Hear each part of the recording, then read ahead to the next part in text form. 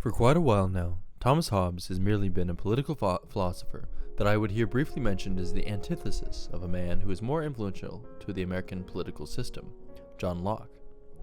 The extent of my knowledge of Thomas Hobbes was basically that he thought we should have a large state to keep the populace safe. Though this is central to his philosophy, one needs to dig much deeper to understand his justification and uncover his other beliefs. That is why I decided it was necessary to take on this video covering the political philosophy of Thomas Hobbes.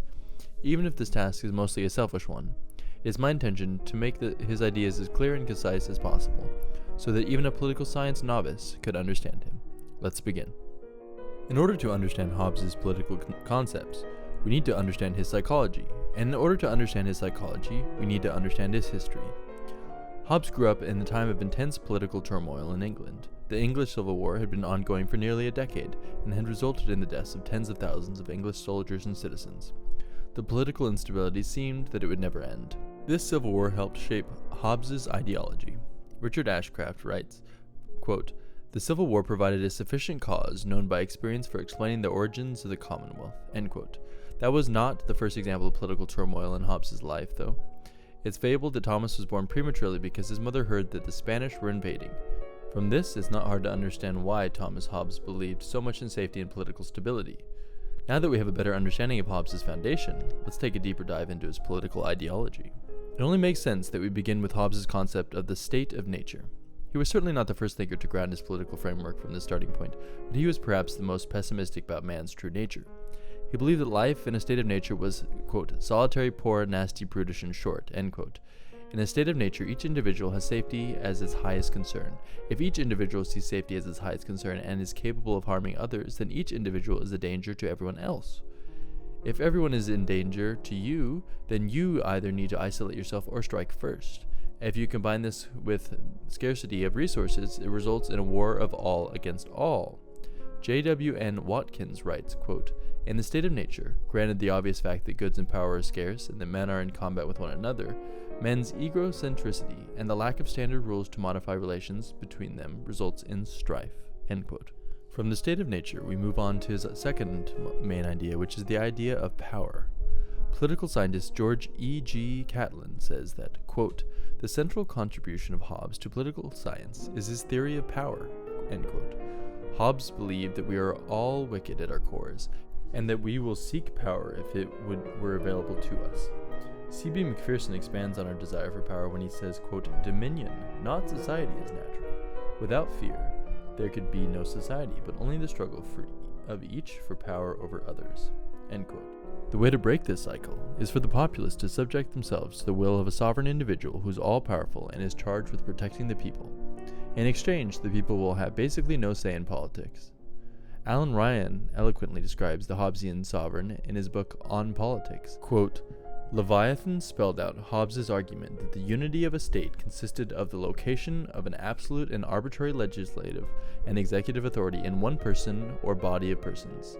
The sovereign, who might be one person, several persons, or the entire political community, possessed unlimited legal authority, and subjects were obliged to obey it in everything that did not threaten their lives or require them to deny Christ." End quote. In order for society to be safe, it must be well ordered, so a pretty heavy police state can be justified to enforce this. From the concept of power, we must move to his conception of laws and morals. Hobbes saw the state of nature as a simply amoral state, which diverts from some other philosophers who see much more immorality. As previously stated, safety forms the basis for everything, so we must build a society from that starting point. After that, the sovereign is basically a god who can make the rules and morals of society as he sees fit, as long as he keeps the populace safe. Brian T. Traynor describes the deistic power of the sovereign when he writes, quote, "The sovereign is the Word made flesh, who dwells among men as a mortal god and as a visible sign of the immortal God." End quote. Basically, everything that the sovereign says is gospel because he is both the living embodiment of the people and a living God on earth. So what if the sovereign isn't doing his job? As a rule, Hobbes did not believe in revolution because of its inherent violence, so the most that the populace could partake in was passive disobedience. This isn't excessively outlined in his writing, so I assume that he means disobedience like withholding taxes or something of that sort. One must remember that the sovereign is essentially the living embodiment of the people, so he can't really act in an unjust way towards them, assuming he keeps the covenant of providing the masses with safety. The ability to make warfare is a complex issue when the safety of the populace is at the heart of your political thought, but Hobbes was certainly no pacifist.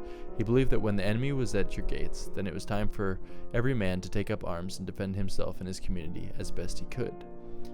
It is ideal to have the strongest army possible for defense, but you shouldn't go out looking for trouble. The army is really just a deterrent, so that other societies leave you alone and let you mind your own business. Now let's take a look at what Hobbes thought the populace should do if the army was defeated and the sovereign was overthrown.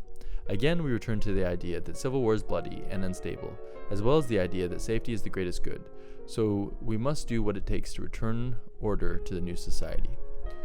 Hobbes thought that it would then be necessary for everyone to turn their allegiance to the new sovereign that had recently conquered their territory.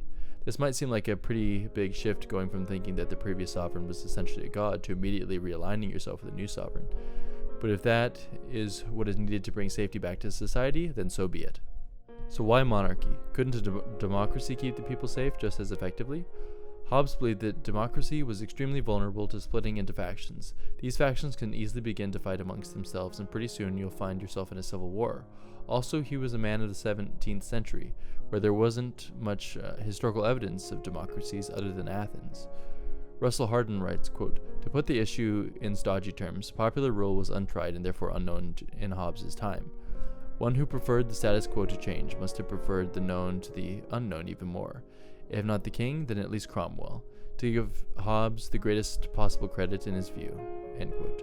He continues, quote, "Hobbes may also have had a substantive objection to popular rule in his time, because he may have feared the distribution of destructive and coercive religious beliefs that may have driven much of the agitation for popular rule and other reforms." End quote. Surprisingly, he wasn't a monarchist for religious reasons. He thought simply that it was more practical. Lastly, a single power is more efficient to make decisions when quick decisions are needed. To conclude this video, I would like to bring Hobbes' idea into the 21st century and see how they compare today. His concept of the state of nature, safety as the standard for political success, and power necessarily being handed to an individual absolute sovereign don't really apply too easily to most countries that we see today. However, I can think of one country that feels somewhat like this model, though I don't think Hobbes would be too happy with my answer. I believe that North Korea is likely the most Hobbesian state in the 21st century. North Korea is ruled by an absolute monarch, a dictator, who claims to be essentially a god. He has the final say in all things political in his country, and all things in general in his country. He claims that he is the only thing standing between his people and the dangers of the world, and he keeps the society completely ordered.